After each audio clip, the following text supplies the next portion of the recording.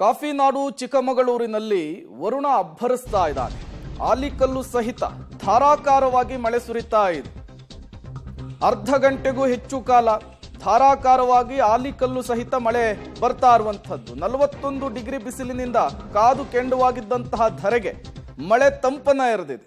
ರಾಜ್ಯದ ಹಲವು ಕಡೆಗಳಲ್ಲಿ ಕಳೆದ 2-3 ದಿನಗಳಿಂದಲೂ ಕೂಡ ಮಳೆಯ ಅಬ್ಬರ ನೀವು ಗಮನಿಸ್ತಾ ಇದ್ದೀರಿ. ನಿನ್ನೆ ಕೂಡ ಬೆಂಗಳೂರಿನಲ್ಲಿ ಮಳೆ ಬಂದಿತ್ತು. ರಾಜ್ಯದ ಹಲವು ಕಡೆಗಳಲ್ಲಿ ಮಳೆ ಆಗಿತ್ತು. ಈಗ ಚಿಕ್ಕಮಗಳೂರು ನಗರದಲ್ಲಿ ಆಲಿಕಲ್ಲು ಸಹಿತ ಮಳೆ ಆಗಿರುವಂಥದ್ದು.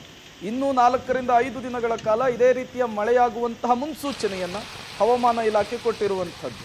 40-41 ಡಿಗ್ರಿ ಸೆಲ್ಸಿಯಸ್ನಷ್ಟು ತಾಪಮಾನ ರಾಜ್ಯದ ಬಹುತೇಕ ಜಿಲ್ಲೆಗಳಲ್ಲಿ ದಾಖಲಾಗ್ತಾ ಇತ್ತು. ಬಿಸಿಲಿಗೆ ರಾಜ್ಯದ ಜನರು ಕಂಗೆಟ್ಟು ಹೋಗಿದ್ರು. ಮಳೆ ಬಂದಿರೋದು ಸಂತಸಕ್ಕೆ ಕಾರಣವಾಗಿದೆ.